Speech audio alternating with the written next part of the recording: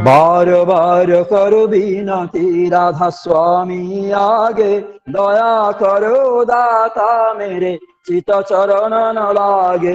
जन्म जन्म रही भूल में नहीं पाया भेदा, ताल कर्म के जाल में रही भगत खेदा। जगत जिया भरमत फिर नित चारु खानी, ज्ञानी जोगी पिल रहे सब मन के घानी। भाग्य जगा मेरा राधिका मिले सदगुरु आई, राधा स्वामी धाम का नहीं भेद जनाई। ऊंचा से ऊंचा देश है अहो अधर ठिकानी, बिना संत पावे नहीं श्रुत शब्द निशानी। राधा स्वामी नाम की महिमा सुनाई, विरह अनुराग जगाय के घर पंचो भाई। साध संग कर सार रस मैंने पिया गाई, प्रेम लगा गुरु चरण में मन संतन आए। तड़पा उठे बेकल रहूं कैसे पिया घर जाई, दर्शन रसन नित लहूं गहे मन स्थिरताई। सुरत चढ़े आकाश में पर शब्द विलासा, धाम धाम निरसत चले पावे निज घर वासा। यह आशा मेरे मन बसे रहे चित्त उदासा, विनय सुनो कृपा करो दिजे चरण निवासा। तुम बिना पैसा समर्थ नहीं जैसे मागो दाना, प्रेम धार बरखा करो फलय अमृत खाना। दीन दयाल दया कर मेरे समर्थ स्वामी, सकर करो गात रहो नित राधा स्वामी।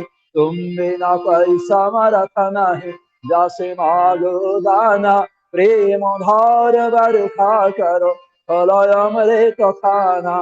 दीन दयाल दया करो मेरे समर्थ स्वामी, सकर करो गात रहो नित राधा स्वामी। सकर करो गात रहो नित राधा स्वामी।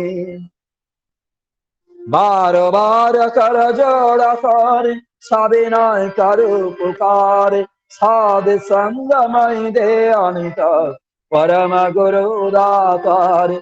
कृपा सिंधु समर्थ पुरुष आदि अनादि अपार, राधा स्वामी परम पितो मैं तुम सदा आधार। बार बार बोलो जाऊं तन मन वार चरण पार, कै मुखले मैं गाओ हरा करे जस कृपा करो। धन्य धन्य गुरुदेव दया सिंधु पुराण धनी, नित्य करो तुम से आओ अचल भक्ति मय दया प्रभु। दीनय दीननाथ हाथ गहा तुम आन कर, अब राखो नित साथ दीन दयाल कृपा निधि। काम क्रोध मद लोभ सब विधि अवगुण हार मैं, प्रभु राखो मेरी लाज मैं परा। राधा स्वामी गुरु समरथ तुम बिनि और न दूसरा, अब करो दया परत कसर तुम दारे विलम्ब क्यों। दया करो मेरे साइया दया प्रेम की दात, दुख सुख कुछ देते नहीं छूटे सब उत्पात। दया करो मेरे साइया दया प्रेम की दात, दुख सुख कुछ देते नहीं छूटे सब उत्पात। बार बार कर जोड़ कर सविनय कर पुकार, साध संग मई दे अनित परम गुरु दातार। साध संग मई दे अनित परम पिता दातारे। गुरुर्ब्रह्मा गुरुर्विष्णु गुरुर्देव महेश्वर, गुरुरेव परं ब्रह्म तस्मै श्री गुरवे नमः। अखंड मंडलाकारं व्याप्तं येन चराचरं तद्वादं दर्शितं तेन तस्मै श्रीगुरवे नमः। अज्ञानं तिमिरान्धस्य ज्ञानञ्जनेन शलाकया चक्षुरुन्मिलितं तेन तस्मै श्रीगुरवे नमः। स्थावरं जङ्गलं व्याप्तं येन कृष्णं चराचरं तद्वादं दर्शितं तेन तस्मै श्रीगुरवे नमः। चिद्रूपेण परिव्याप्तं तैलाक्यं सचराचरं तद्वादं दर्शितं येन तस्मै श्रीगुरवे नमः। न गुरुरधिकं तत्त्वं न गुरुरधिकं तप तत्त्वज्ञानात् परं नास्ति तस्मै श्रीगुरवे नमः। मन्नाथ हि जगन्नाथ मद्गुरु श्रीजगद्गुरु मदात्मा सर्वभूतात्मा तस्मै श्रीगुरवे नमः। गुरुरादिनादिश्च गुरु परमदैवतं गुरु परतरं नास्ति तस्मै श्रीगुरवे नमः। ब्रह्मानन्दं परं सुखदं केवलं ज्ञानमूर्तिं गन्धातीतं गगनसदृशं तत्तमसादिलक्ष्यम् एकं नित्यं विमलभूषणं सर्वधि साक्षिभूतं भावातीतं तिङ्नरहितं सद्गुरुं त्वां नमामि सद्गुरुं त्वां नमामि सद्गुरुं त्वां नमामि। जय गुरु। जय गुरु। अभी 2 मिनट नाम जप करते हैं।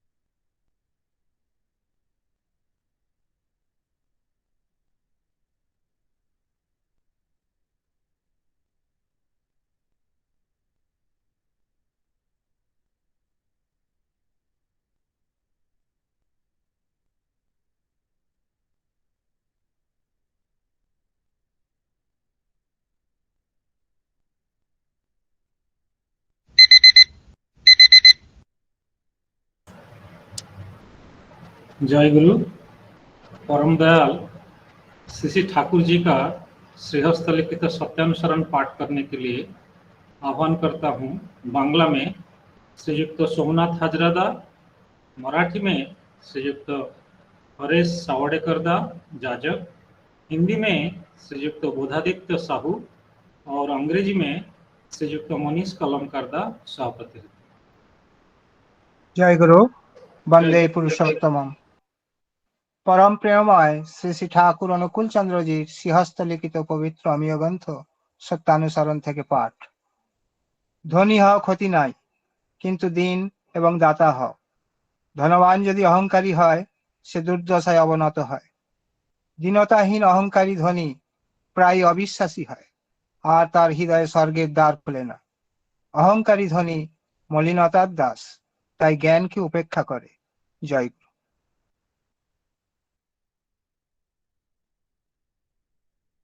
जय गुरु दादा, मेरी आवाज आ रही है? जी दादा। ओके। परम प्रेममय श्री श्री ठाकूरजींच्या श्रीहस्तलिखित सत्यानुसरण ग्रंथाचा मराठी पाठ। धनी व्हा, त्यात क्षती नाही, पण विनम्र आणि दाता व्हा।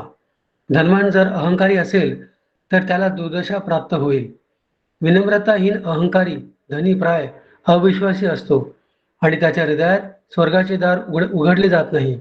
अहंकारी धनी मलिनतेचा दास असतो, म्हणून तो ज्ञानाची उपेक्षा करतो. वंदे पुरुषोत्तम. परम प्रेममय श्री श्री ठाकुर अनुकूल चंद्र जी का श्रीहस्त लिखित सत्यानुसरण ग्रंथ हिंदी अनुवाद. धनी बनो क्षति नहीं, किंतु दीन एवं दाता बनो. धनवान यदि यदि अहंकारी होता है वह दुर्दशा में अवनत होता है. दीनताहीन अहंकारी धनी प्राय अविश्वासी होता है और उसके हृदय में स्वर्ग का द्वार नहीं खुलता. अहंकारी धनी मलिनता का दास होता है, इसीलिए ज्ञान की उपेक्षा करता है. शांति शांति शांति. जय. An extract from Satyanusaran by Love Lord Sri Sri Thakur Anukul Chandra. Be wealthy, no harm, but be humble and charitable. If a rich man be proud, he becomes drowned with distress. A rich man, arrogant and proud, generally lacks faith, and the doors of heaven do not open in his heart. A proud rich man is a slave to impurities, so he ignores wisdom. Jai Guru.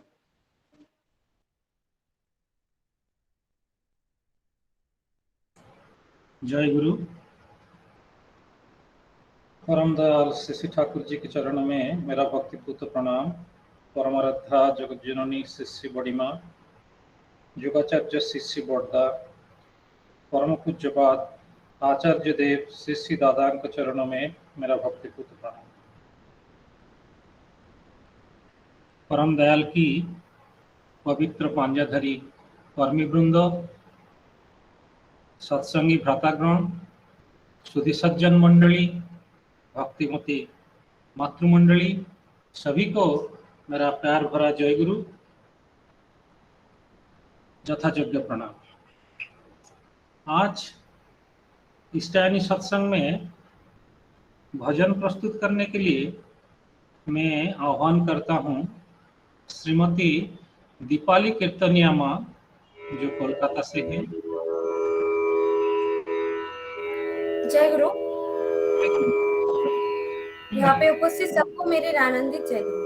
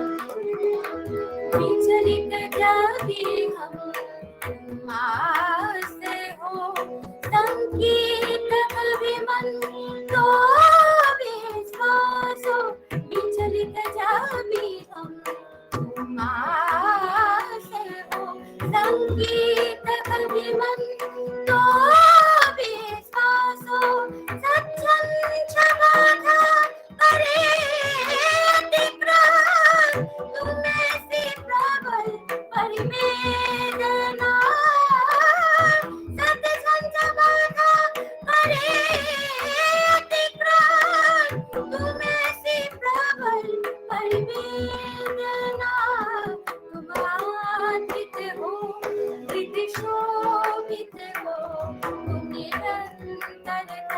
की प्रेरणा।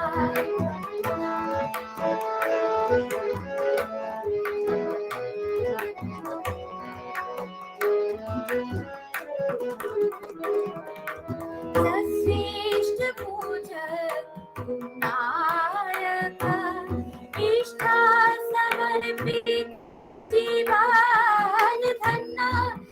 श्रेष्ठ पूजक नायक निष्ठा समर्पित जीवन धन्ना।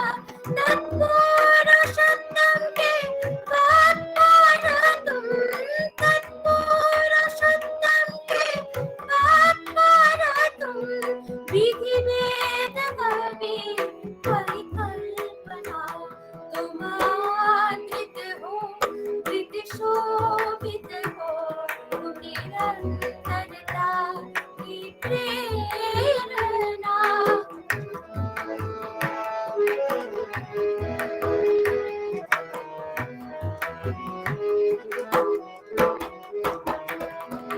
ध्वज नारायण का दीप्त उज्जवल, मुखरित अभिमंडित नाभामंडल। ध्वज नारायण का दीप्त उज्जवल, मुखरित अभिमंडित नाभामंडल। प्रहरी सके दो दैव मोहन, प्रहरी सके दो दैव मोहन।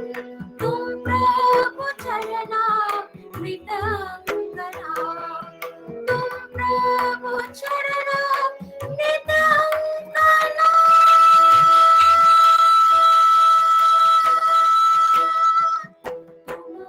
आदित हो धृत शोभित हो, तुम निरंतरता की प्रेरणा।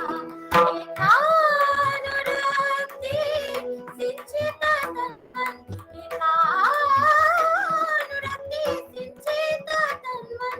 तुम तीव्रता परिपूर्जना, तुम आदित हो धृत शोभित हो।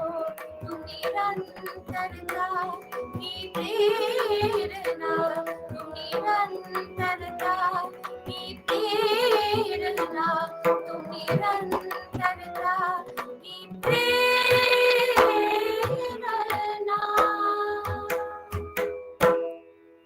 जय गुरु। जय गुरु माँ। बहुत भावपूर्ण भजन सुमधुर संगीत के साथ आपने प्रस्तुत किया। प्रभु के चरण में आप और आपका परिवार का सभी का इष्टोत्सव जीवन के लिए प्रार्थना करता हूँ।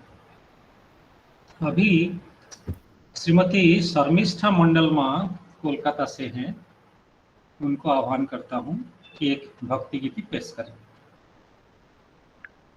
जय गुरु। जय गुरु माँ। सभी को मेरी भक्ति पूर्ण जय गुरु। मैं पूजनीय बिंकिदा की एक कंपोजिशन में एक भजन गाने की प्रयास कर रही हूँ।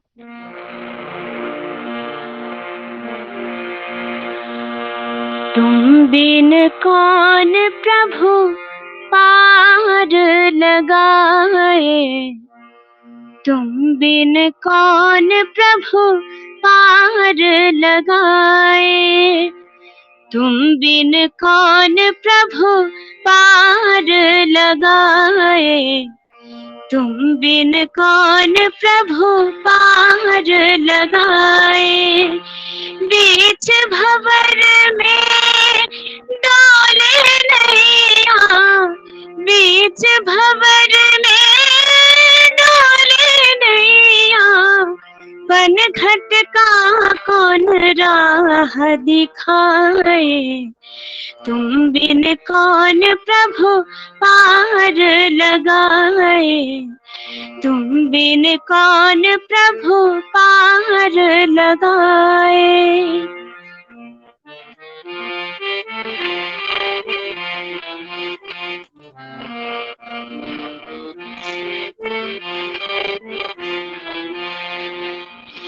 पान पानी गहरा दुर्गम सागर, पानी गहरा दुर्गम सागर, माझे मोरख स्वामी दया कर, माझे मोरख स्वामी दया कर, तारन हारे तेरे बिन अब भव सिंधु में कौन सहाय, भव सिंधु में कौन सहाय, बीच भंवर में डोले नैया, बीच भंवर में डोले नैया, पन घट का कौन राह दिखाए,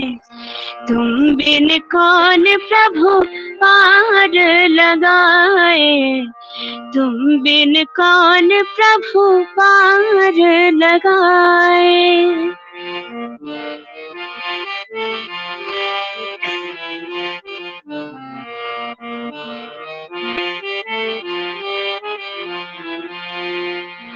शक्ति न भाए ज्ञान नाए, रोम रोम प्रभु तुझको बुलाए, शक्ति न भाए ज्ञान नाए, रोम रोम प्रभु तुझको बुलाए, जीवन स्वामी तेरे बिन अब काल मरण से कौन बचाए, काल मरण से कौन बचाए, बीच भंवर में डोले नैया, बीच भंवर में डोले नैया, पन घट का कौन राह दिखाए,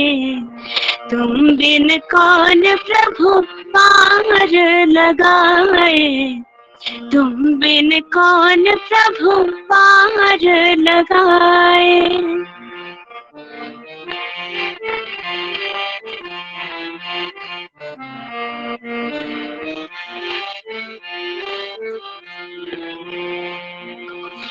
दीन दयालु मंगलकारी, दीन दयालु मंगलकारी, तुझ बिन कोई ना रक्षाकारी, तुझ बिन कोई ना रक्षाकारी, प्राण तेरे चरणों में अब तू ही जीवन पथ दर्शाए, तू ही जीवन पथ दर्शाए, बीच भंवर में डोले नैया, बीच भंवर में डोले नैया, पन घट का कौन राह दिखाए, तुम बिन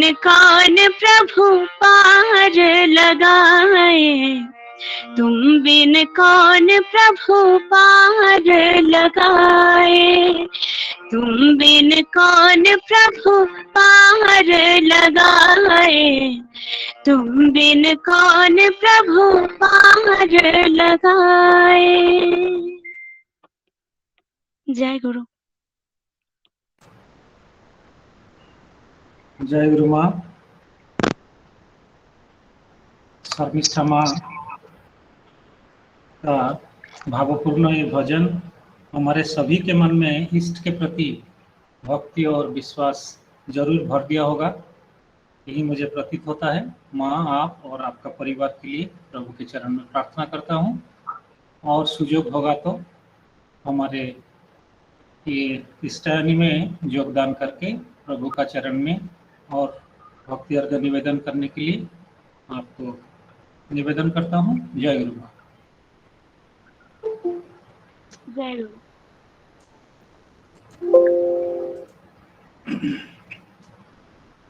आज इष्टायनी का कड़ी में हम चर्चा सुनेंगे हमारे दो प्रिय परम दयाल की सहप्रतिनिधि श्रद्धेय धृति प्रकाश साना, जो पुणे से हैं और मंदिर का कार्य में रत है, मंदिर निर्माण के कार्य में।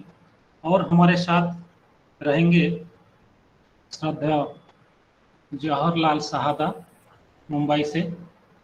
हम सभी जानते हैं कि परम दयाल सत्यानुसरण के प्रथम भाग में कहते हैं, मनुष्य जितना कुछ दुख पाता है वो कामिनी और कांचन से आता है। एग्जैक्टली ऐसे ही वाणी जो बाइबल में है। बाइबल में कहा जाता है कि for the love of money is a root of all kinds of evil. Some people eager for money have wandered from the faith and pierced themselves with many griefs। तो सार विषय यही है कि जब हमारे मन में धन के प्रति लालसा हो जाता है, उसी से सारे विपदाएं आ पहुंचती हैं। मगर ये भी बात है कि हिंदू धर्म में जो 4 ऑब्जेक्ट है हमारे पास, उसी में एक है अर्थ, धर्म, अर्थ, काम, मोक्ष। तो अभी जो आज चर्चा होगा वो इसी प्रकार है कि धनवान होना क्या अच्छा है, और फिर ये धनवान होना के साथ क्या जरूरी है, कौन सा गुण धनी के पास रहेगा तो अच्छा ही होगा, और कौन सा अवगुण धनी के पास रहेगा तो उसमें हृदय का स्वर्ग खुलेगा ही नहीं। मुझे ये सुन के याद आता है कि धनी, ये प्रभु के बाइबल में भी कहा जाता है कि जैसे एक मिडिल के पीछे भाग से एक ऊंट नहीं जा सकता है, वैसे एक धनी भी स्वर्ग राज्य में प्रवेश नहीं करता है। आइए चर्चा में मैं निमंत्रण करता हूँ श्रद्धेय धृति प्रकाश साना। जय गुरु दादा। दादा जय गुरु, आवाज क्लियर है दादा? जी जी जी। जय परम दयाल परम प्रेमय श्री ठाकुर जी मेरे, परम आराध्या जगत जननी श्री बड़मा, परम पूज्यपाद पितृदेव श्री बड़दा, परम पूज्यपाद आचार्य देव श्री ज्यादा चरण में मेरा कोटि कोटि प्रणाम। जो नवाविदा के चरण में कोटि कोटि प्रणाम, जो नविंदा के चरण में कोटि कोटि प्रणाम, इष्ट परिवार के सभी के चरण में कोटि कोटि प्रणाम। उपस्थित इस सांध्य ऑनलाइन सत्संग इष्टायनी में मेरे सभी गुरुजन, सभी दादा माता भाई बहनों, सभी को मेरा आनंदित जय। बहुत अच्छा लग रहा है, बहुत भाग्यवान महसूस कर रहा हूँ कि इष्टायनी में शामिल हो पाया हूँ। हम लोग कोई कितना भी बिजी रहे, लेकिन अपना जो दैनंदिन कामकाज है, घर का काम, बाहर का काम, इष्ट कार्य, सभी में हमें अगर अपने आप को चार्ज रखना है, एनर्जाइज रखना है, तो उसके लिए जो सबसे ज़्यादा जरूरी होता है, हमारा अपना ही बैटरी को चार्ज करने के लिए जरूरी पड़ता है सत्संग का, जरूरी होता है आचार्य सानिध्य में जाने का, कि वही जाके हमारा जो सांसारिक कार्यकलाप में हमारा जो डिस्चार्ज होते रहता है, हम लोग अगेन रिचार्ज होने के लिए, री एनर्जाइज होने के लिए सबसे जरूरी होता है सत्संग, इष्ट आलोचना, आचार्य सानिध्य, ये सब की। वर्तमान में हम लोग डायरेक्टली तो आचार्य सानिध्य हो या देवघर जा नहीं पा रहे, वर्चुअल तरीके से ही सही एक दूसरे से हम लोग जुड़कर इष्टों को आलोचना कर ये जो प्लेटफॉर्म दयाल ने दया करके दिया है, इसका फायदा क्यों ना दे। इसीलिए शुद्ध जहर साहदा जो मुझे 2-3 दिन पहले आदेश दिए कि आपको कुछ बोलना है, मैंने कहा बोलने से ज़्यादा मेरा इच्छा होगा मैं ज्वाइन कर पाऊँ, क्योंकि अदरवाइज यहाँ से जो एनर्जी मुझे मिलेगा, जो मैं सेल्फ मोटिवेट होऊंगा, यही एनर्जी मुझे हेल्प करेगा मेरा डे टू डे लाइफ में और अच्छे से सवार के ठाकुर का काम को आगे बढ़ाने। सबसे पहले तो आप सभी जानते हैं मैं कोई वक्ता हूँ नहीं, मेरे बोलने में त्रुटियां रहेगा, लेकिन मैं थोड़ा कॉन्फिडेंट हूँ क्योंकि यहाँ पर मेरे सारे गुरुजन जो है, सभी लोग इसे संभाल कर जो त्रुटियां होगी उसे सुधार कर जो ग्रहण योग्य होगा वही हम आप लोग ग्रहण करेंगे और बाकी मुझे भी सुधार देंगे। जो आज इष्ट आलोचना में रखा गया है सत्यानुसरण से बानी कि धनी बनो शनि नहीं, किंतु दीन एवं दाता बनो। आगे ये भी कहा गया है कि धनवान यदि अहंकार होता है तो दुर्दशा में व्यतीत होता है। इसलिए ठाकुर का ये जो बानी है सत्यानुसरण में, और जिसका विश्लेषण प्रसंग सत्यानुसरण में कंपाइल करके रखा गया है श्री बड़दा द्वारा। श्री बड़दा जब सारे बानियों का विश्लेषण, व्याख्या सबको लेकर करते थे देवघर में, बच्चों को लेकर, बड़ों को लेकर, सबसे पूछते थे तुम बताओ तुम बताओ। जब क्लैरिटी नहीं आती थी खुद होके उसको ठीक तरह समझा देते थे। दयाल दया करके आचार्य परम के माध्यम से हम लोग इतना सुंदर विधान देकर गए, जो वाणी है वो देकर के हम सबके लिए उसे हम समझ पाए इसका भी व्यवस्था करके गए।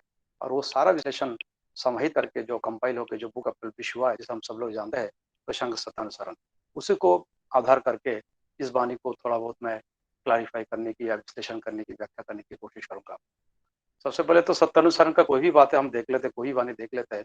मैं कभी कभी खुद ही अचंभित होता हूँ कि each and every verse is unique, is different. और हर एक वर्स का जो एक जो मैसेज है उसके थ्रू अलग अलग तरीके से महसूस होता है। कोई वाणी से लगता है कि एक कॉशन ठाकुर जी दे रहे, कॉशियस कर रहे, अलर्ट कर रहे, जैसे कि सावधान, निज होते मतलब चाकर वाकर से नौकर चाकर से गुरु का सेवा करने मत जाओ, प्रसाद से वंचित मत हो। ये ठाकुर जी ने दया करके समझा दिया कि भाई अगर प्रसाद लेना है तो गुरु का सेवा अपने हाथों से करो। ये पढ़ने से अलर्ट से क्वेश्चन जैसे लगता है। ये ठाकुर जी बोलते हैं कि जितना डूबोगे उतना बेमालूम होगे। इससे लगता है कि ये ज्ञान की बात है कि ये बानी पहली बार पढ़ने से लगता है क्या बोला जा रहा है, समझ में नहीं आ रहा है, फिर धीरे धीरे समझ में आता है। इसी तरह सत्यानुसरण का हर एक बानी में कहीं तो अलर्ट जैसे लगता है, कौशन लगता है, कहीं ज्ञान की बात है, कहीं उपदेश की बात है। कुल मिलाकर सारे चीजों को लेकर सत्यानुसरण हमारे जीवन में एक बहुत बड़ा नॉलेज बैंक, बहुत बड़ा ज्ञान का भंडार है। और साथ ही साथ ये जीवन के हर एक पहलू में काम में आने वाला चीज है। इसका जितना ज्यादा हम अध्ययन करेंगे, विश्लेषण करेंगे, सुनेंगे, जानेंगे, ये सिर्फ और सिर्फ मेरा ही जीवन को फायदा देने वाला बात है। इसलिए सत्यानुसरण हम लोग हर दिन पढ़ते हैं, हर दिन पढ़ना चाहिए। और इस तरह का जो प्लेटफॉर्म मिलता है स्टडी जैसे, यहाँ ज्वाइन करके ज्यादा से ज्यादा इसको समझ के अपने जीवन का और उन्नति मुखर और सुधार करना चाहिए। आज का जो वाणी का सबसे पहला शब्द जो है, धनी बनो क्षति नहीं किंतु दीन एवं दाता बनो। देखा जाए तो ठाकुर जी धनी बनने के लिए रोके नहीं, बोलने के लिए उत्साहित किए है, लेकिन साथ में उन्होंने बता दिया कि अगर तुम धनी बनो साथ में दीन एवं दाता बनना होगा। क्यों? क्योंकि अहंकारी धनी जो है वो अपने आप का ही दुर्दशा का कारण बन जाता है। बात श्री बरदा इस वाणी को जब विश्लेषण कर रहे थे, जिस तरह से उन्होंने शुरू किया, कुछ लोगों से जब उन्होंने बताया, मैं उसको थोड़ा सा रिवर्स तरीके से प्रसंग सत्यानुसार से लेकर चलता हूँ इसको। पहले उसको तो मैं पढ़ के सुनाने की कोशिश करूंगा, जो बांग्ला में है, फिर हिंदी में ट्रांसलेट करता हूँ। श्री बरदा जब पूछे क्षति क्यों नहीं है, ध्वनि खोती नहीं क्यों, अर्थात धनी बनने से क्षति की बात है, धनी हो क्षति नहीं, लेकिन ये क्षति आएगा क्यों? अगर मैं धनी बनूं, धनी मतलब अमीर होना, आमतौर पर हम लोग जानते हैं पैसे वाला बन जाना, गाड़ी बंगला सब कुछ लेकर उन्नति कर चलना, जिसके पास सब कुछ होगा। इस तरह का धनी ठाकुर जी बोले तो है, लेकिन इसमें क्षति कहाँ से आ जाए? तो बरदार पूछने के बाद किसी ने बोला, दुलविदा ने जवाब दिया, दीन एवं दाता अगर होने होते हैं तो उसमें क्षति नहीं, दीन और दाता होने से क्षति नहीं है। फिर सीसी बरदा पूछे, साधारणतः धनी लोग ऐसा नहीं होते, और दाता होने का मतलब क्या है? सीसी बरदा एक्सप्लेन करके बोले, धनी नॉर्मली दान करते हैं, और लेकिन उस दान के धनी के अंदर धनी अनेक के दान करे, अगर जो धनी होते हैं, धनवान होते हैं, उनमें से कुछ लोग दान भी करते हैं, लेकिन उस दान के अंदर उनका वो भाव नहीं रहता है। किंतु धन्य करार भाव थकले है ना, अर्थात उनको दान करने से ऐसा लगता है कि उस सामने वाले को धन्य कर दिया, देके उन्होंने धन्य कर दिया। तो बरदा जी बोले, जैसे हम लोग इष्टविधि करते हैं, उस समय करते करते बाद ऐसा लगता है कि ये तो हमारा जीवन रक्षा का चीज है, जीवन रक्षा का मंत्र है, और इसे चंदा यानी डोनेशन की तरह नहीं किया जाना चाहिए। क्योंकि there is a difference between donation and oblation. हम लोग जो देते हैं ठाकुर को इष्टविधि के रूप में या किसी मंदिर का कार्य के लिए, ये होता है ऑब्लेशन यानी अर्घ। यहाँ पर निस्वार्थ भाव से दिया जाता है, कोई किसी सामने वालों को, देने वालों को जिसको हम दान किए उसके ऊपर दया कर रहा हो ऐसा भाव से नहीं दिया जाता है, या मेरा नाम होगा देने से ऐसा भाव से दिया नहीं जाता है। ये सिर्फ अपने आप को सार्थक करने के लिए दिया जाता है। तो चंदा की तरफ देने से इस तरह से काम नहीं होता है। इसके आगे सीसी बरदा ने जो बात इसमें विश्लेषण के तौर पर रखे हैं, उसका साथ ही में वाणी का और दूसरी तरह से और इस तरह से क्लैरिफाई करने की कोशिश करूंगा। सीसी बरदा बोले, उन्नतिर आजकल माने হচ্ছে ধনী হওয়া, নম্রভাব माने নত हवा, उन्नति माने श्रेष्ठ वा उच्च নত हवा। तो सबसे पहला जो वर्ड है धनी, उसका बरदा जी बोले धनी बनने का मतलब लोगों ने समझ लिया कि मैं अगर बहुत उन्नति कर लिया, प्रोग्रेस कर लिया लाइफ में, मेरे पास कल जो था आज से ज्यादा कुछ आ गया, दिन ब दिन मैं उन्नति कर रहा हूँ, इसी को लोग धनी होना समझ लेते हैं। कि उन्नति होने का मतलब ही हो गया धनी बन जाना। असल में उन्नति होना या प्रोग्रेस होना या धनवान बनने के जो रियल मीनिंग है, ठाकुर जी श्री बड़दा दया करके बताया कि उसका मतलब है उन्नति माने श्रेष्ठ या उच्च न तो हवा, श्रेष्ठ या उच्च में जो मेरे से ज्यादा अच्छा जानता है, जो श्रेष्ठ है, उनके सामने न तो होना। उन्नति शब्द के अर्थ में ही ठाकुर जी विश्लेषण करके बताए हैं, हम लोग जानते हैं कि उत प्लस नति, इसको जो कहा जाता है उन्नति, उत यानी उत्कृष्ट, सर्वोच्च, जो उत्कृष्ट है उनके आगे अगर हम नत होते हैं तो ही उन्नति संभावी होता है। तो हम लोग देखेंगे कि जब हम ठाकुर जी के सामने नत होते हैं तो ठाकुर जी का जो सर्वोत्कृष्ट चरित्रगत हर कोई गुनावली जो है, हम लोग जो जितना ठीक तरह कर पाते हैं, धीरे धीरे हम लोग उसी तरह उन्नत होते रहते हैं। वो चरित्र में हमारा बदलाव आता है, ट्रांसफॉर्मेशन आता है, एक ह्यूमन बींग प्योरीफाई होकर धीरे धीरे अच्छा और बेटर से बेटर ह्यूमन बींग बनने की ओर चल पड़ता है। तो श्री बड़दा जो धनी होने के साथ साथ उन्नति का जो जुड़ाव है, जो कोरिलेशन है, उसको बहुत सुंदर तरीके से विश्लेषण करके बोले है कि उन्नति का मतलब ही धनवान हो गया ऐसा जरूरी नहीं है। उन्नति का मतलब होता है मैं किस तरह मैं उच्च में नत हुआ और किस तरह मैं आगे बढ़ा। क्योंकि सिर्फ अगर पैसा के मटेरियलिस्टिक लाइफ का जो उन्नति है, गाड़ी हो गया, बंगला हो गया, बैंक बैलेंस हो गया, पैसा बढ़ गया, इससे अगर धनी कहा जाएगा तो पूरी तरह से धनवान जिस तरह से ठाकुर जी चाहते हैं वैसा नहीं हो पाएंगे। हमारा उन्नति वो अधूरा रह जाएगा। हमारा उन्नति आदर्श को पकड़ के होना है। अच्छा, दीन और दाता क्यों बनना है अगर धनी भी हो गया तो? क्योंकि ठाकुर जी ने कॉशियस करके बोल दिया, धनी बनो क्षति नहीं, लेकिन दीन एवं दाता बनो। दीन अर्थात विनम्र होना, विनयी होना। ये क्वालिटी अगर नहीं होगा तो वो धनवान कभी पूरी तरह से वो धीरे धीरे अहंकारी बन जाएगा, उसके अंदर अहंकार आ जाएगा, वो दाता भी नहीं बन पाएगा। और अहंकार बनने से, अहंकारी होने से उसका खुद का ही सर्वनाश कर लेगा, खुद का ही दुर्दशा में व्यतीत होगा। क्योंकि जब दीनता भाव नहीं आता है अपने अंदर, हम्बलनेस नहीं आता है, विनम्र भाव नहीं होता है, तो हम लोग क्या होता है धीरे धीरे अपनों से दूर हो जाते हैं। अपना जो सराउंडिंग है, अपने परिवारजन हो, रिश्तेदार हो, जो अड़ोस पड़ोस हो, दोस्त भाई बंधु हो, उनसे आइसोलेटेड होने लगते हैं। क्योंकि अहंकार भाव जो आता है उससे हम अलग थलग पड़ने की संभावना होता है। फिर हमारे मुसीबत में भी सामने आकर रक्षा करने वाला, मदद करने वाला कोई नहीं बचता है। इसलिए ठाकुर जी बोले अहंकार धनी दुर्दशा में अवनत होता है, दुर्दशा में पतित होता है। तो हमें उस तरह का धनी बनना नहीं है। ठाकुर जी जिस तरह चाहते हैं कि उस तरह से अगर बनते हैं दीन और दाता के साथ, तो ही ठाकुर जी का जो वाणी का सार्थकता है, हम अपने जीवन में उपलब्धि कर पाएंगे। और हम लोग देखते हैं बहुत सारे गुरु भाई लोग लिखते हैं जय गुरु, और जय गुरु के आगे लगा देता है विनम्र जय गुरु। इसी से समझ में आता है कि वो कितनी डाउन टू अर्थ है, कितने हम्बलनेस उनके अंदर है।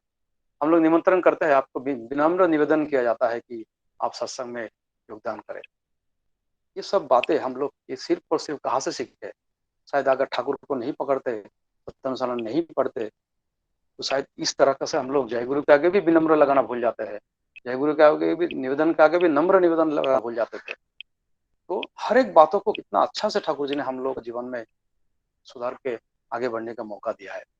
और अहंकारी धनी का पतन होने का जो मुख्य कारण तो वही है कि वो सबसे अलग अलग पड़ जाता है।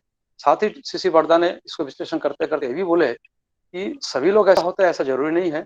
कुछ धनवान लोग अच्छे होते हैं जो आदर्श को पकड़ के चलते चलते अपने जीवन में दूसरों का भला भी करते हैं। धनवान अपना और दूसरों का भला ही करते हैं, क्षति भी करता है। और जैसे कि पुराने जमाने में कुछ जमींदार लोग हुआ करते थे, जमींदार लोगों का अपना एक सर्विस देने के लिए, लेने के लिए एक टीम होता था, जिनका नाइक या पैदा इस तरह का कुछ उनका वार्ड्स होते थे, उसे बुलाया जाता था।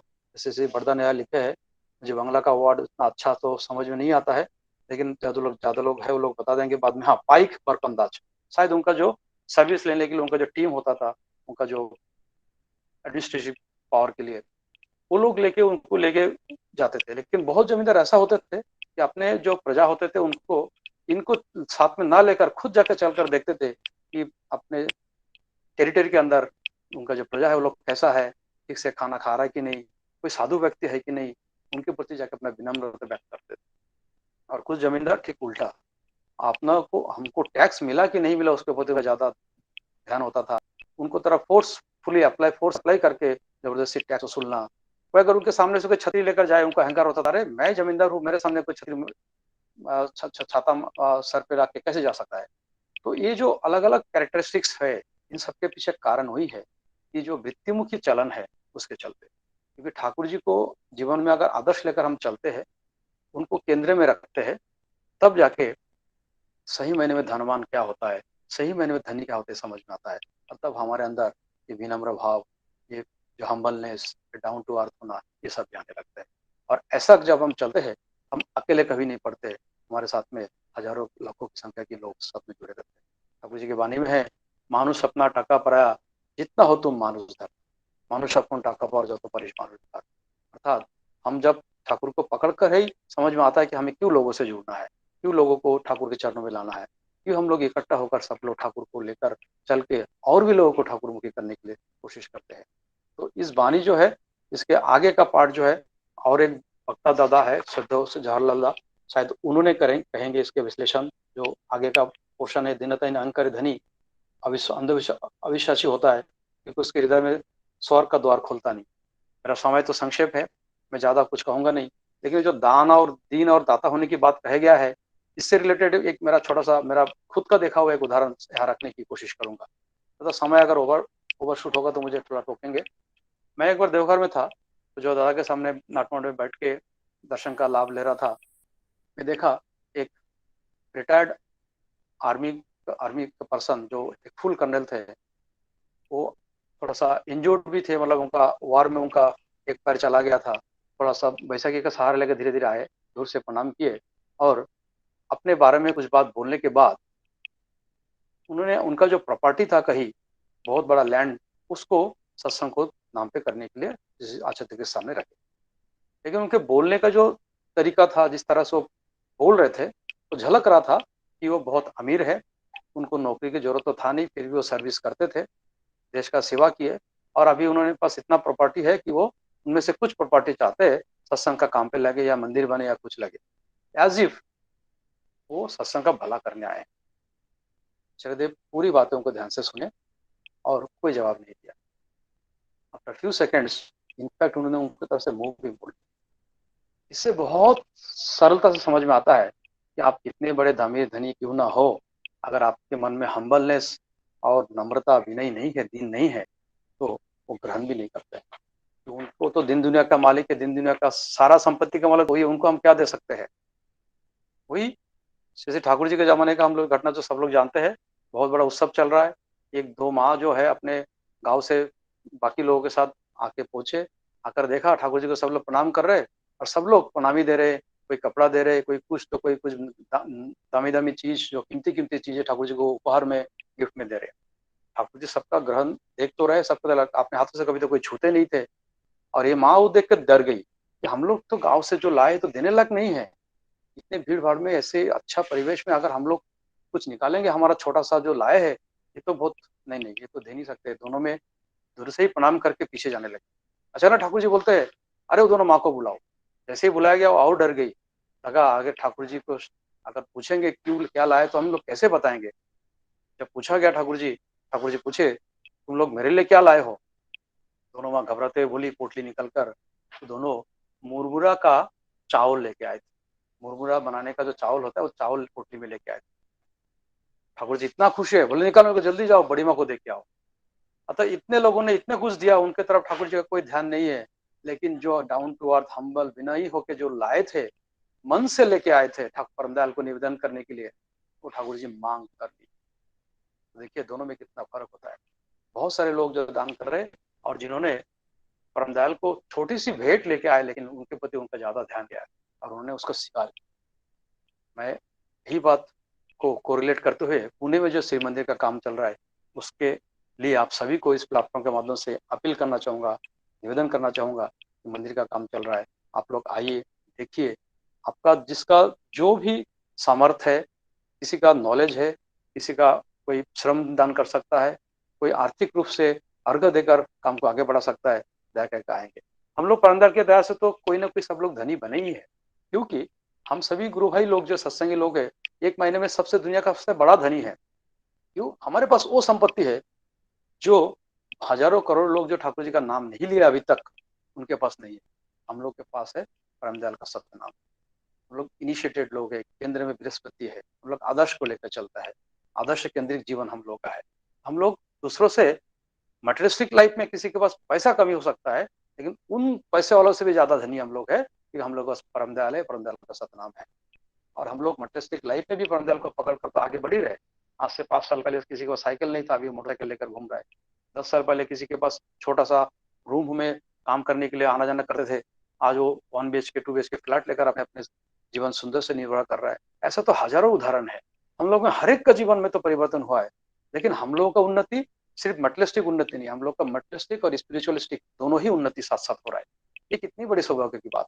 तो अगर हम लोग अपने लाइफ में उन्नति कर रहे हैं, उन्नत को पकड़कर, उत्कृष्ट को पकड़कर, उनके चरणों में नत होकर, तो ये जो धनी हम लोग बन रहे हैं, क्या अभी हम लोग को समय आ नहीं गया है कि पुणे मंदिर के लिए हम लोग सबसे अच्छा दाता बन के भी दिखाए। और यहाँ दाता तो बनने के लिए ठाकुर जी बोले नहीं है, तो मौका दिया गया, आशीर्वाद हुआ है। पुणे मंदिर को जी ने बावायदा बोले थे 26 मई 2019 नाट मंडप में हम लोग जो गए थे आचार्य देव के सामने, कि ये लोग तो पुणे का मंदिर का काम जो है पुणे मुंबई मिलकर ही कर सकता है। ये उनकी आशीर्वाणी है हम सबके लिए। उन्होंने स्पेसिफिकली बोला पुणे मुंबई मिलकर ही कर सकते हैं। आचार्य देव दया करके उसका और आगे बढ़ाए। सिर्फ पुणे मुंबई क्यों, ये लोग लातूर, सोलापुर, तुळजापुर उस तरफ भी जाएगा, अर्घ संग्रह भी करेगा, लोक संग्रह भी करेगा। जो बावायदा उसको और ब्रॉडली एक्सप्लेन करके बोले, आज के दिन में महाराष्ट्र में कोई बड़ा प्रोजेक्ट तो नहीं हो रहा है, मुझे लगता है ये लोग महाराष्ट्र के सभी ग्रुप है लोग मिलकर आराम से इसको कर सकता है। कितनी सहजता, कितनी सरलता के साथ उन्होंने अपने को आगे बढ़ने का रास्ता दिखा दिया। काम भी वही देते हैं, दायित्व भी वही देते हैं, समाधान भी वही देते हैं, करने का तरीका भी वही बताता है। तो फिर चिंता का है का, समस्या का है, प्रॉब्लम क्या, कुछ नहीं। काम आगे बढ़ रहा है। आप लोग देखते हैं कभी कभी फोटो जाता है ग्रुप्स में या व्हाट्सएप के माध्यम से। मैं निवेदन करूंगा आप सभी से कि ये जो आशीर्वाद है, ये मैं कई बार भी बता चुका हूँ, आगे भी बताऊंगा, लेकिन हम लोगों को ही आशीर्वाद हुआ है, उन्हें मुंबई को आशीर्वाद हुआ है, पूरे महाराष्ट्र का आशीर्वाद हुआ है। आशीर्वाद का मतलब है अनुशासनवाद। अगर उसको पालन करेंगे तो सभी का मंगल होगा, और सिर्फ सुनेंगे तो शायद मंगल से किनारे में रह जाएगा, हम लोग मंगल से वंचित रह जाएंगे। आइए इस प्लेटफॉर्म के माध्यम से मैं सत्यानुसरण का वाणी को तो कितना विश्लेषण कर पाया उतना तो आप जो सीनियर लोग हैं वही लोग बताएंगे। मैं सिर्फ मेरा ही जो सर पे बोझा है वही दिन भर मन में चलते रहता है, इसलिए इस प्लेटफॉर्म को यूज कर लिया।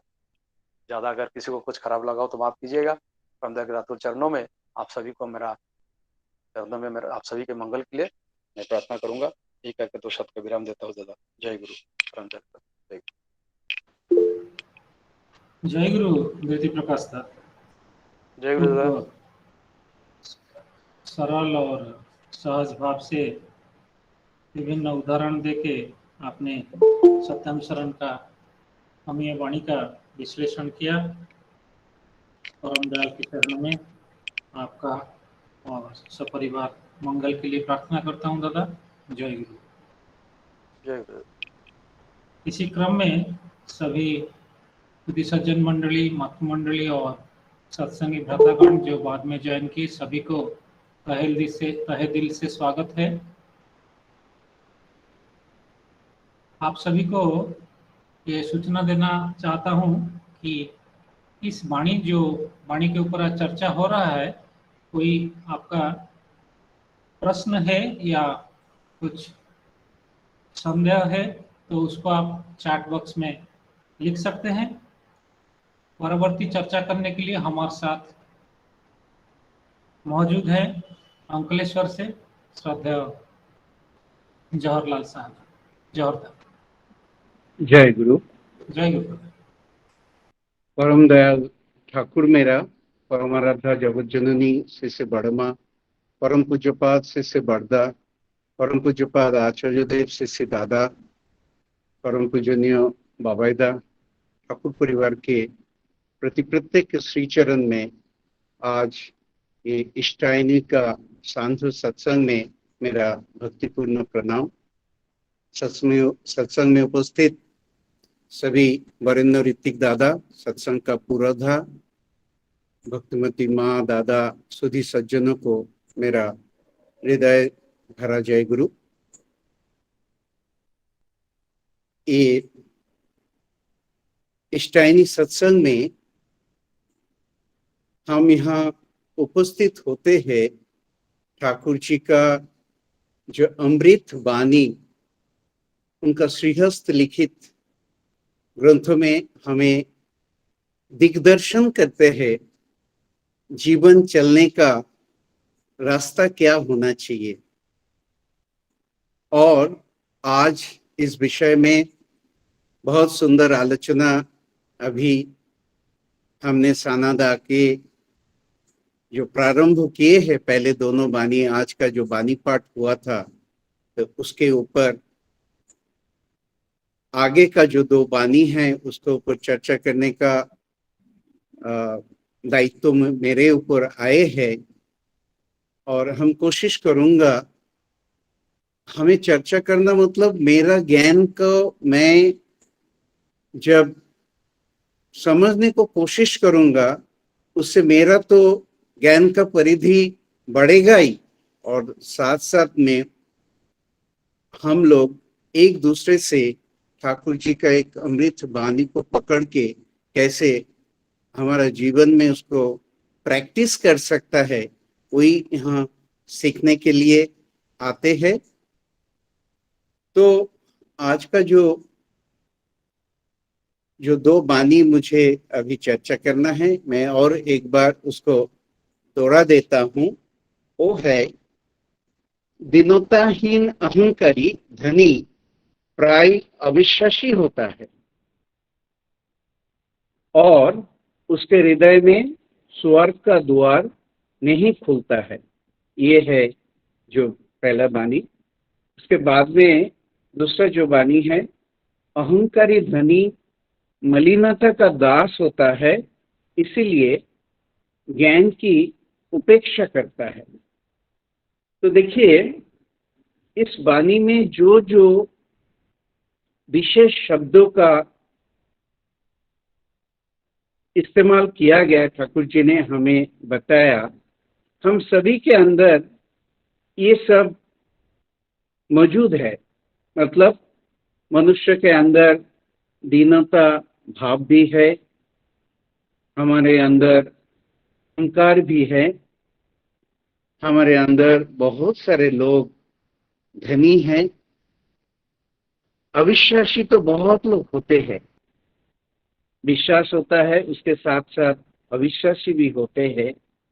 और हमारा जो हृदय है उसमें स्वर्ग का द्वार कैसे खुला जाए, उसका दिग्दर्शन यहाँ पे इस वाणी में हुआ है। मतलब मैंने जो चीज कहा, हर एक शब्द हमारे अंदर मौजूद है, लेकिन उसी में हर लोग चाहेगा कि उनके हृदय में स्वर्ग का द्वार खुल जाए, लेकिन वो खुलेगा कैसे? तो इसका ऊपर ही प्रसंग सत्यानुसरण में पितृदेव के सामने जब आलोचना हो रहा था, तो उस समय शिष्य बरदा ये अरुण जुआरदार को ये चर्चा हो रहा था। 27 मई 1975 साल में पहला बानी का वहाँ चर्चा हो रहा था। आप जानते हैं, सुबह प्रार्थना के बाद पितृदेव के सामने ये बानी लेके चर्चा होता था। तो उस टाइम शिष्य बरदा ने अरुण जुआरदार दा को इस विषय के ऊपर, बानी के ऊपर आलोचना करने के लिए कहा। तो अरुणदा ने उसका पहले ही उन्होंने बोला कि जिन लोग धनी होता है, अभी धनी हम किनको बोलते हैं? जो धनवान है, अर्थ जिन्होंने प्राप्त किए हैं, ऐश्वर्य जो जिन्होंने प्राप्त किए हैं। आप जानते हैं कि लक्ष्मी देवी का पूजन बहुत धूमधाम से होता है। अभी दिवाली गए हैं, उसके पहले धनतेरस गए हैं।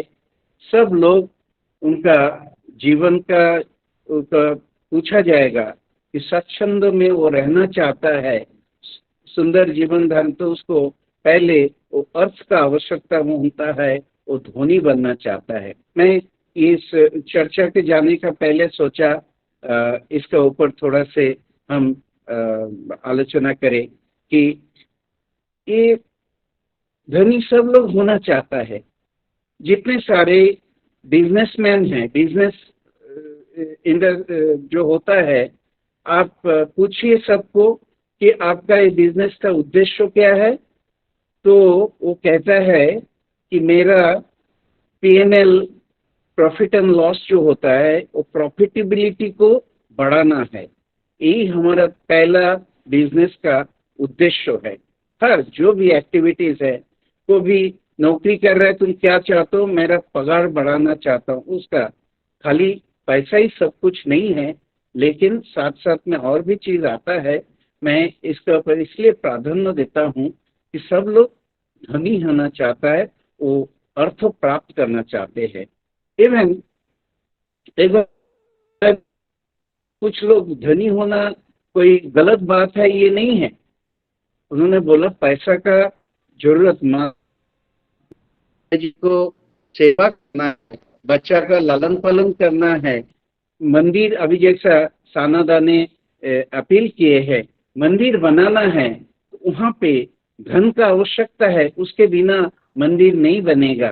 तो मेरा कहना ये है, पहले हम ऐसा ना समझे कि धनी होने से ही वो गलत बात है, क्योंकि ठाकुर जी इसमें क्या क्या बोले हैं कि धनी लोग प्रायः अविश्वासी होता है। अभी विश्वास अविश्वास, विश्वास में मिलाता है वस्तु, तर्क में बहुत दूर, ये शास्त्र में कहा गया, बहुत लोग हम जानते हैं। तो इसलिए विश्वास होने से ही हमारा अंदर में बहुत सारे प्राप्ति होता है और हमारा हृदय का जो द्वार है वो खुल जाता है।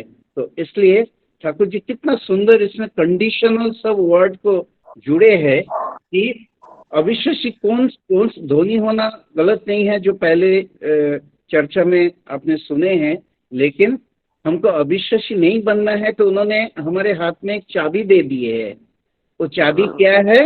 वो जो धनी है वो दीनता, उसका अंदर में एक दीन भाव, हम्बलनेस आना चाहिए, और ये हम्बलनेस आएगा तो ही वो उसका अंदर में उसका जो अहंकार भाव है वो नहीं रहेगा। क्योंकि जब तक उसका अंदर में एक किसी का थोड़ा निर्मलता, म्यूट करेंगे, आपका आवाज आ रहा है, तो इसलिए आप धनी बनो, लेकिन उसके साथ साथ आप अहंकारी ना बनो, अविश्वासी ना बनो, वो कोशिश हमें करना चाहिए। तो उसके लिए हम खुद को तैयार करना है, और उसको तैयार करते करते हमारा अंदर से एक दीनता भाव, हम्बलनेस हम जब लाएंगे, और हमारा अहंकार को ठाकुर जी जैसे कहा है, पातला अहंकार अच्छा है, तो गंभीर अहंकार, हमारा अंदर में जो घमंड है उसको हमको हटाना है। वो जैसे ही हम ठाकुर जी के पथ पे चलेंगे, इष्ट कर्म में वृद्धि होगा, धीरे धीरे हमारा चरित्र में वो सब दीनता, फिर पातला अहंकार, विश्वास, ये सब आप आ जाता है। और जब आता है तब उनका हृदय में स्वर्ग का जो द्वार, स्वर्ग क्या है उसके ऊपर आगे का पीछे देख के सामने जो चर्चा हो रहा है उसके ऊपर मैं थोड़ा आपको जो भी बताता हूँ, जो जो चर्चा हुआ था।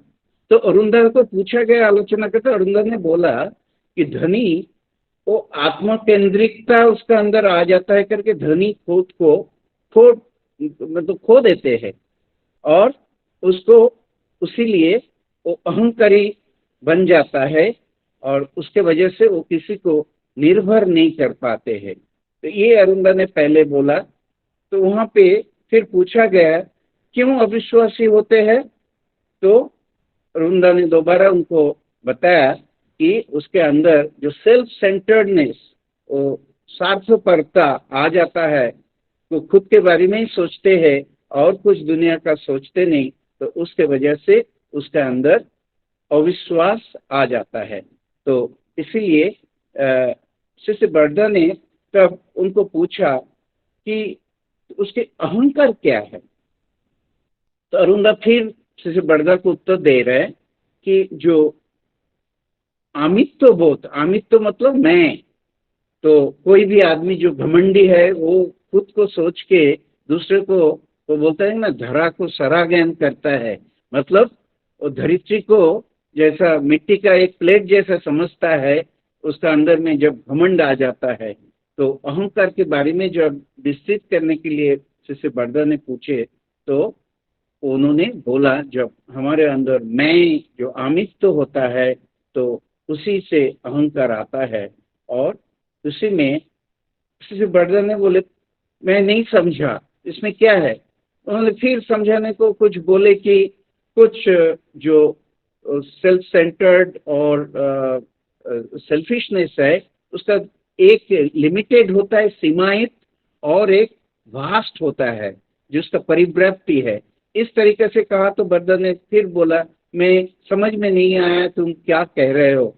तब वो फिर से अरुंदा ने उन पितृदेव के सामने आलोचना कर रहा है कि मैं करता हूँ, करता मतलब जो ओनर बोलता है जिसको करता, मतलब जैसा एक फैमिली का पिताजी हेड होता है, तो यहाँ पे जब हमारे अंदर वो खुद को हेड समझता है, करता हूँ, ये बोध जब उसको आता है, तो उसी के वो अहंकार उसको आता है। तो शिष्य बरदा ने बोला तो कर्ता जो बोध है जो, वो तो हमारे से और बढ़कर और कौन हो सकता है, यही होता है उसका ये जो भावना होता है कि मैं सबसे बड़ा हूँ। फिर बरदा उनको एक कर्ता का मतलब समझाने के बाद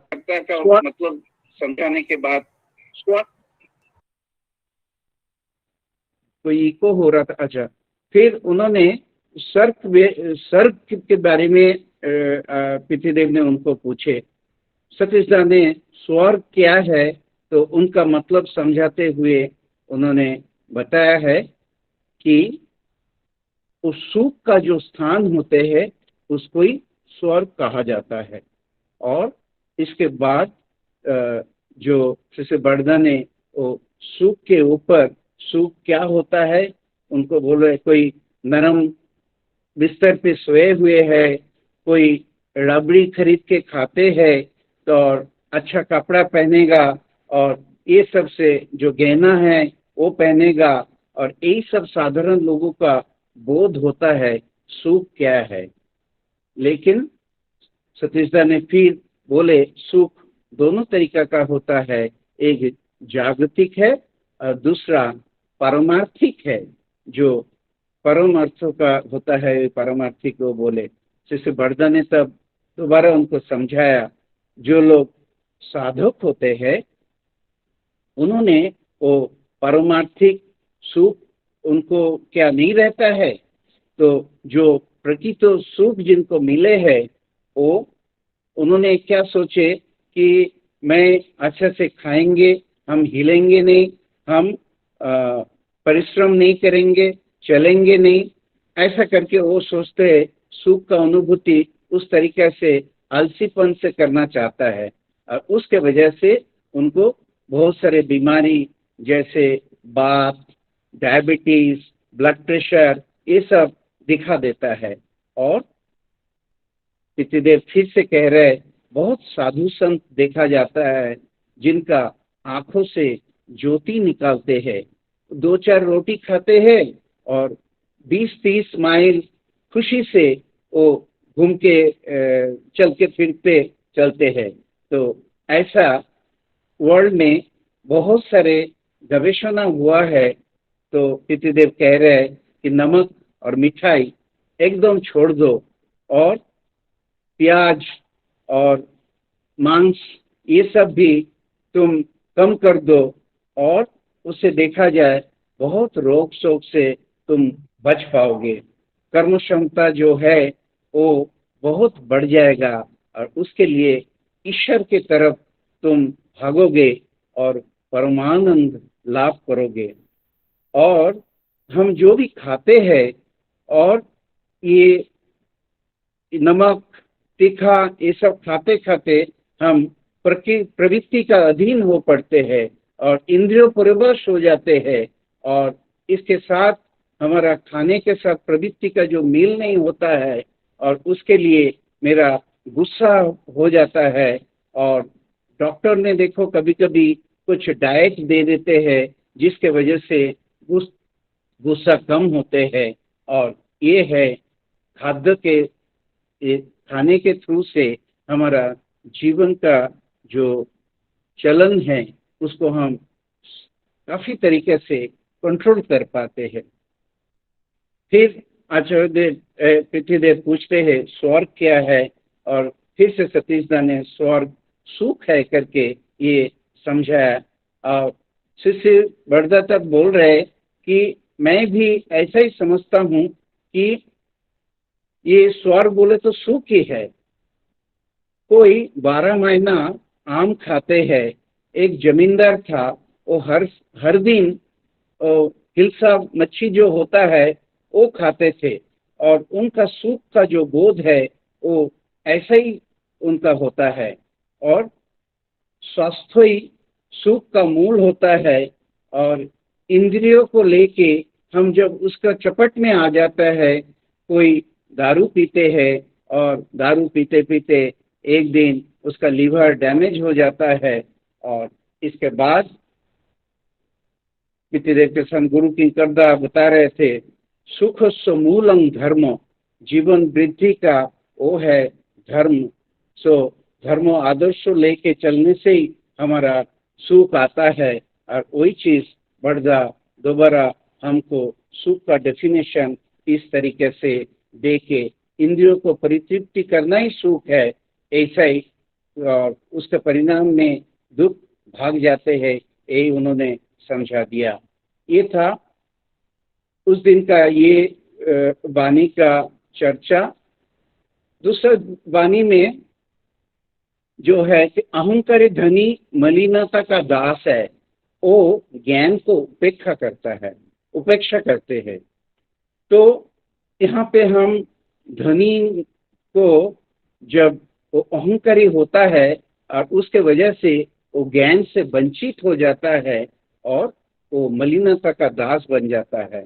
और इसी चीज पितृदेव जब चर्चा करने को बोले, वहाँ पे 70 बोल के जो थे उनको वाणी पाठ करा के फिर सब उसके ऊपर जब चर्चा हो रहा था, तो तब भवेश ने वो वाणी का व्याख्या करने को शुरू किया। और उन्होंने बोला कि अहंकारी धनी अर्थात मेरे जैसा धनी और कोई नहीं है, मैं ही सबसे बड़ा हूँ।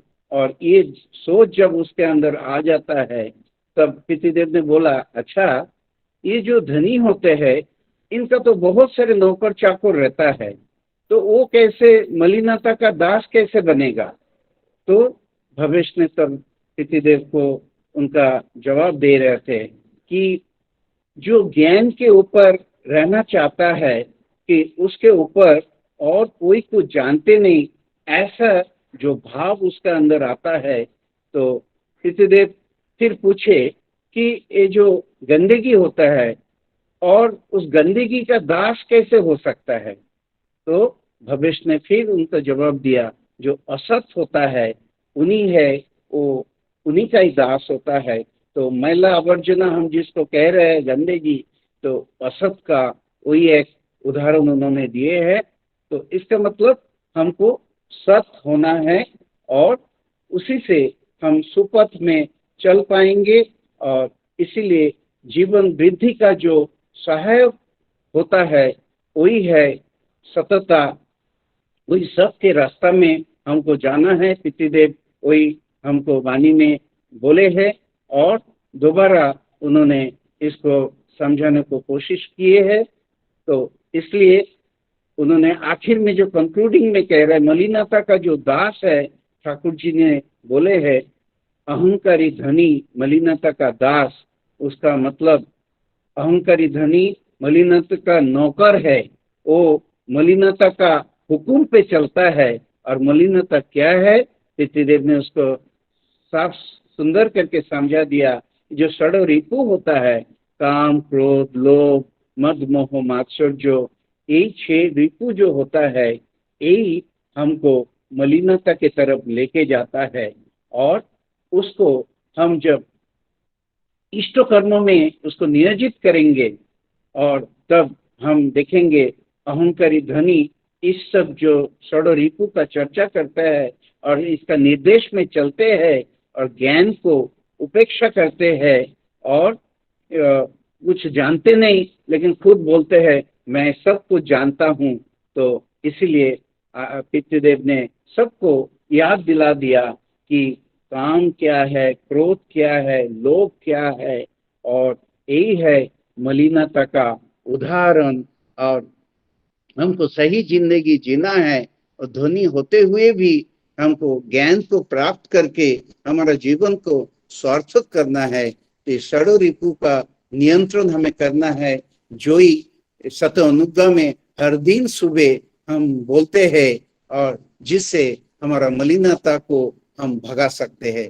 तो आइए आज का वाणी में मुझे जो भी समझ आए और जो भी प्रसंग सत्यानुसरण का वाणी को आपके सामने मैं रख पाया, तो इसलिए हम खुद को धन्य समझता हूँ। सबको मैं जय गुरु बोल के मेरा 2 शब्द को यहाँ पे विराम देता हूँ। जय गुरु जहरदा। बहुत बारीकियां से संक्षिप्त भाव से समय को नजर रखते हुए आपने चर्चा को आगे बढ़ाया। अभी पुरुषोत्तम शर्मादा लाटूर से एक प्रश्न पूछ रहे हैं कि हेवन और हार्ट का रिलेशनशिप क्या है। मैं उसको थोड़ा ट्रांसलेट कर दिया कि स्वर्ग का द्वार क्या है, हृदय में कैसे खुलता है और हम इसके लिए क्या कर सकते हैं। तो ज्योति प्रकाश दा कुछ समय और बाद में जौहर दा इसका खुलासा करे तो अच्छा होगा।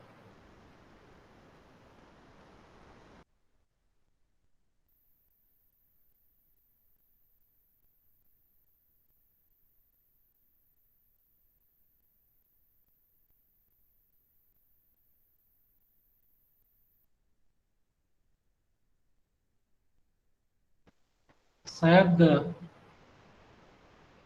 सनादा नहीं है, तो जौहरदा ये प्रश्न आप थोड़ा आलोकपात कीजिए। जय गुरु।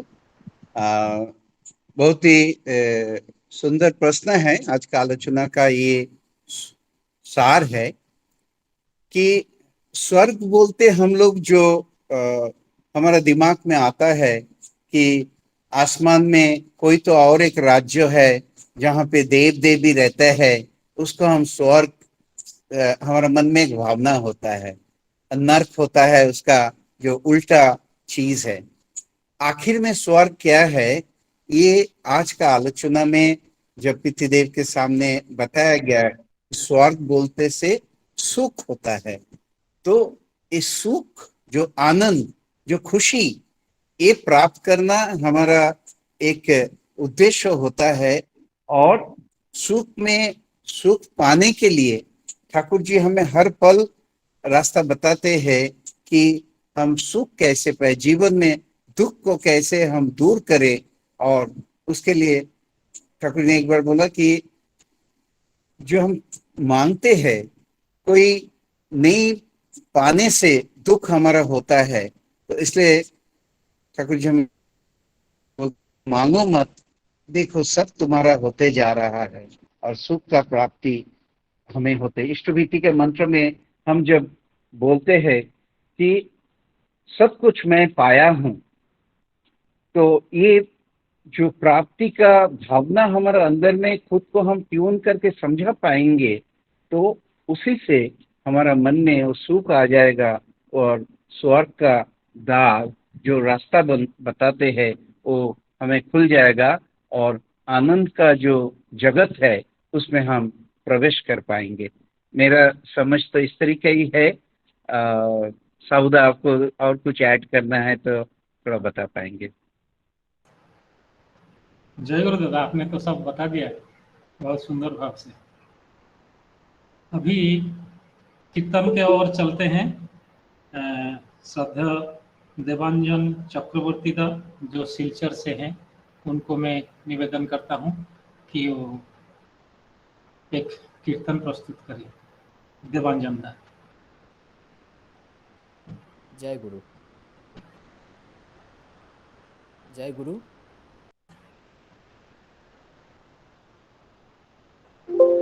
जय गुरु दादा, आवाज थोड़ा, माइक थोड़ा पास में लेंगे तो अच्छा रहेगा।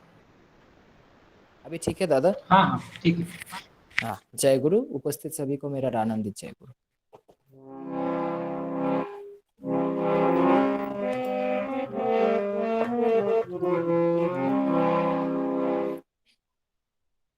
आचार्य देव श्री श्री दादा का लिखा एक कीर्तन।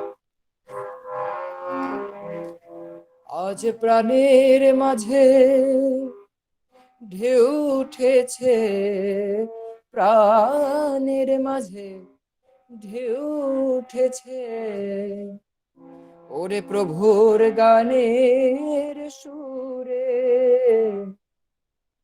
আমার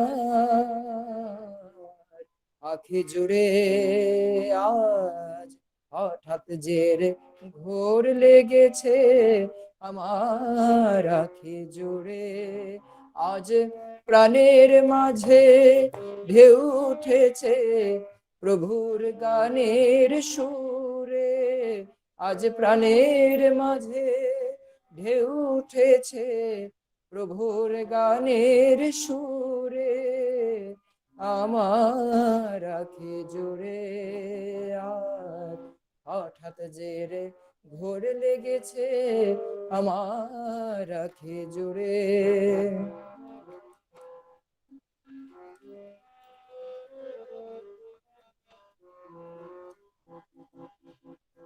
নিখিল ধরার অধীরাজে পেয়েছি আজ মোদের মাঝে, নিখিল ধরায় অধীরাজে পেয়েছি আজ মোদের মাঝে, তার বন্দনাতে সকাল সাজে, বন্দনাতে সকাল সাজে, তাই তো ছুটি ওরে তার বন্দনাতে সকাল সাজে, তাই তো ছুটি ওরে আলোর বানে উজ্জ্বল হলো দিশে,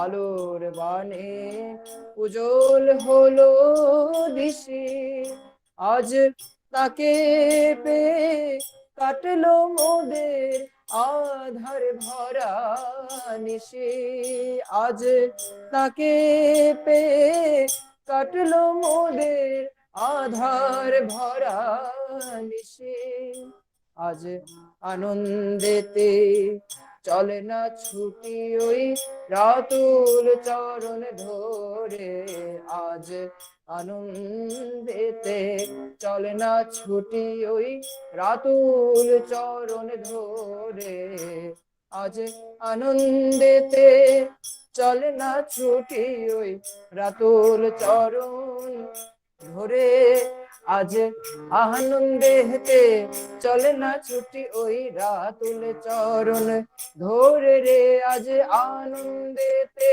চলে না ছুটি ওই রাতুল চরণ ধরে রে, আজ আনন্দেতে চলে না ছুটি ওই রাতুল চরণ ধরে রে, আজ আনন্দেতে চলে না ছুটি ওই রাতুল চরণ ধরে রে, আজ আনন্দেতে চল না ছুটি ওই রাতুল চরণ ধরে রে আমার আখি জুড়ে আজ হঠাৎ জেরে ঘোর লেগেছে, আমার আখি জুড়ে।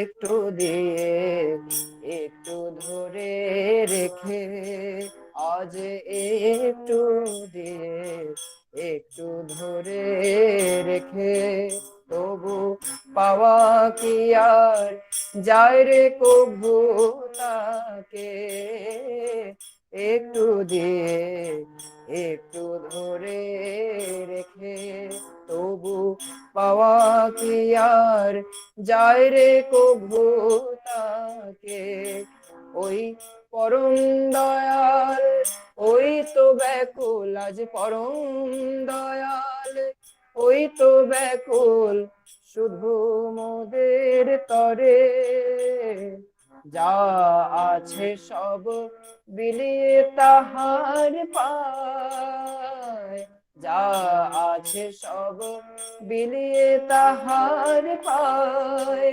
ওরে এক লহমায় দেখ না কেমন মুক্তি পাওয়া যায় সকল দিলে সব পাওয়া যায় ওই চরণের পরে আজ সকল দিলে সব পাওয়া যায় ওই চরণের পরে আজ সকল দিলে সব পাওয়া যায় ওই চরণের পরে রে সকল দিলে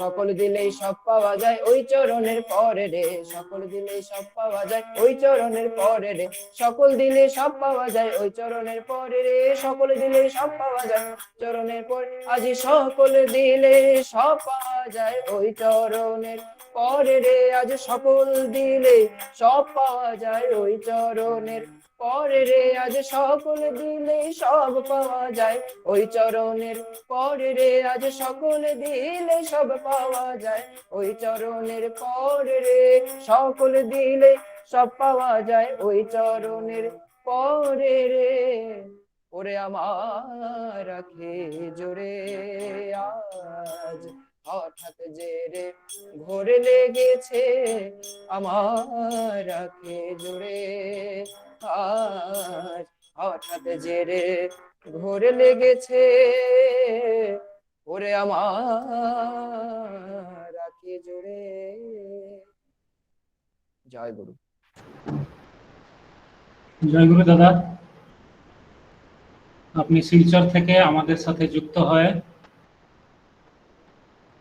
আপনার मधुमय कीर्तने हमारे प्राणटा जुड़े गेलो सभी को मन में बहुत सारे आनंद दान किए दादा दादा गा रहे थे ईष्ट का चरण में सब निवेदन करके हम जब छूट चलते हैं तो सब कुछ हमारा हो जाता है। आज बहुत सुंदर चर्चा हुआ बारीकिया के साथ हमारा ज्योति प्रकाश दा जो पुणे से हैं और श्रद्धेय जवाहरलाल दा दोनों सुंदर भाव से दोनों चार वाणियों का चर्चा किए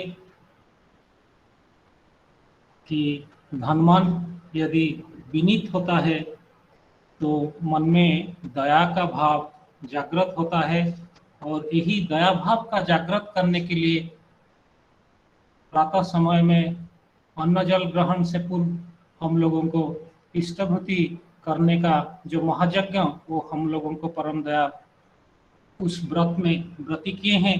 और वही उससे पहले जो हमारा चर्चा हुआ था कि जो कातर भाव से तुम्हारा दान ग्रहण करते हैं गुरु रूप में वे तुम्हारे हृदय से दया भाव का उद्बोधन करते हैं।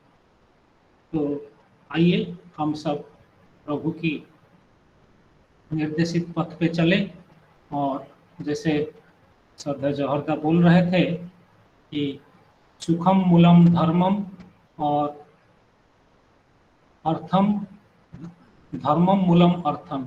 तो जब अर्थ होता है तो उसका खर्च करेंगे। आप सभी जानते हैं कोई पात्र में पूरा पानी भरा रहता है तो उसमें एक बिंदु पानी भी उसके ऊपर नहीं डाल सकते, वो ग्रहण ही नहीं करेगा। तो इसीलिए हम जब खुद को एम्प्टी करेंगे खाली करेंगे प्रभु के लिए परिवेश के लिए तब हमारे भीतर प्रभु के लिए कुछ करने के लिए आकांक्षा होगा आग्रह होगा निष्ठा होगा और उसी से हमारे भीतर दक्षता आएगी हम उन्नत बनेंगे प्रभु के प्रति हमारा जो भक्ति भाव है थोड़ा थोड़ा स्फुरण होगा। आप सभी का तहे दिल से शुक्रगुजार हूँ। आप सभी ये सत्संग में जोग देके हमारा हौसला बढ़ाते हैं और हम लोग श्री बड़दा सत्यानुसरण के वाणी ऐसे हम नित्य नैमितिक जीवन में उसको हमारे जीवन में प्रतिफलित करते हैं वो दया करके व्याख्या कर गए हैं। आप सभी को निमंत्रण 30 तारीख को भी वही मंगलवार 8 बजे हमारे साथ युक्त होने के लिए। आज जो ये सत्संग को उनका भागीदारी से समृद्ध किए। माँ जो भजन गाए, देवांजन दा जो कीर्तन गाए, और श्रद्धेय सनादा और श्रद्धेय सहादा हमारे साथ जुड़ के चर्चा किए। सभी के मंगल के लिए प्रभु के चरण में प्रार्थना करता हूँ। अभी श्रद्धेय यशवंत बोरसेदा सभापति को अनुरोध करता हूँ कि वो ध्वनि दें, और यदि सनादा हैं तो प्रतिध्वनि दें। जय गुरु दादा। जय गुरु। मेरा आवाज ठीक से पहुंच रहा है? जी दादा। जैसे कि अभी इस सत्संग में मैं प्रथम परम प्रेममय श्री श्री ठाकुर अनुकूल चंद्र जी, परमाराध्या जगत जननी श्री श्री बड़ी माँ, परम पूज्यपाद श्री श्री बड़दा, परम पूज्यपाद आचार्य देव श्री श्री राधा, इनके चरणों में कोटि कोटि प्रणाम निवेदन करके, परम पूज्यपाद श्री श्री बाबाईदा के चरणों में कोटि कोटि प्रणाम निवेदन करके, सभी ठाकुर परिवार के सदस्यों के लिए, अविन बाबू के लिए प्रणाम निवेदन करके, मैं ध्वनि देने के पहले ज्यादा कुछ बात नहीं करूंगा, लेकिन हमको ये जो ऑनलाइन सत्संग चल रहा है, इसके माध्यम से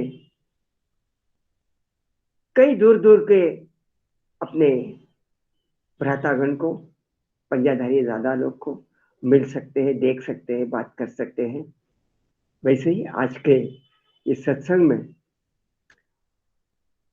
गोपाल सानादा का जो आलोचना हो रहा था, हमको याद आ रहा था कई वर्षों के पहले आचार्य देव के आदेश के अनुसार हम चंद्रपुर की तरफ गए थे और गोपाल सानादा के पिताजी के साथ में कई जगह में याजन के लिए घूमे। उनका जो साप्ताहिक बाजार होता है, उधर भी हम याजन, दीक्षा इसके लिए गए थे। वो सब बता रहा हूँ ऐसे कि ये ऑनलाइन सत्संग की वजह से बात करते करते कई पुरानी यादें सामने आ जाती हैं। गोपाल सानादा का ये आलोचना के सबको, हमको उनके पिताजी के साथ जो हम गए थे जगह जगह में, वो बात याद आ गया। और वैसे ही ये जो देवंजन दा का कीर्तन के माध्यम से हम लोग उद्बुद्ध तो हो गए, लेकिन उसके साथ साथ हमको सिलचर का भी याद आ गया। कई वर्षों पहले की बात है ये, मतलब दयाल ठाकुर का जन्म शताब्दी उत्सव जब हुआ, उसके बाद में हमको सिलचर तक जाने का भाग्य मिला था। हम जोशीदा का मिसेस विद्या भाभी और एक दादा जो रड्डीदा एसपीआर थे, वो मिलिट्री में सर्विस में थे, जिन्होंने तेजपुर का मंदिर का निर्मित के समय बहुत साथ दिया उधर। तो उस समय हम सिलचर चले गए थे। कुमुद्दा भी उस समय मौजूद थे। हमको कुमुद्दा का भी दर्शन का लाभ, उस टाइम उनका वार्षिक उत्सव चल रहा था। हम जोशीदा, रेड्डीदा तो वहां तक नहीं आए थे, लेकिन हम लोग 3 लोग चले गए थे, जोशीदा, विद्या भाभी और हम। ये सब बातें इस ऑनलाइन सत्संग में ऐसे कुछ कुछ वजह से सामने आते हैं, याद आते हैं। ये दादा का कीर्तन चलते समय वो बातें हम याद कर रहे थे, जबकि उधर बस से जाना पड़ता था। हम शिलोंग से गए थे उधर बस से, अभी तो ट्रेन हो गया है वहां तक, सिलचर तक, लेकिन उस टाइम में हमको बस से जाना पड़ा था। शिलोंग से सिलचर तक हम बस से गए थे। जो भी है। तो हमको ये ऑनलाइन सत्संग के माध्यम से जो जो कभी कभी ऐसी बातें याद हो जाती है, कोई कीर्तन गाते हैं, कोई आलोचना करते हैं, उसके माध्यम से कई पुरानी बातें याद आ जाती है।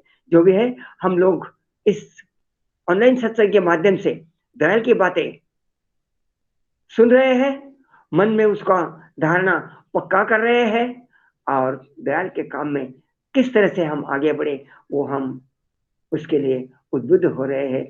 सबों का जिन्होंने पार्टिसिपेशन किया आज के सत्संग में, उनके लिए धन्यवाद ज्ञापन करते हुए दयाल के पास फिर से प्रार्थना करते हैं उनके लिए, उनके परिवार के सभी सदस्यों के लिए, मंगल के लिए। और ध्वनि देता हूं, और अशोक सौदा ने प्रतिध्वनि देंगे। हाँ ठीक है, सनादा देंगे दादा। ठीक है। हाँ। वंदे पुरुषोत्तमम, वंदे पुरुषोत्तमम, वंदे पुरुषोत्तमम, वंदे पुरुषोत्तमम, वंदे पुरुषोत्तमम। वंदे पुरुषोत्तमम। परम प्रेममय श्री श्री ठाकुर अनुकूल चंद्र जी की जय। परम प्रेममय श्री श्री ठाकुर अनुकूल चंद्र जी की जय। परम प्रेममय श्री श्री ठाकुर अनुकूल चंद्र जी की जय। परमाराध्या जगत जननी श्री श्री बड़ी माँ की जय। परमाराध्या जगत जननी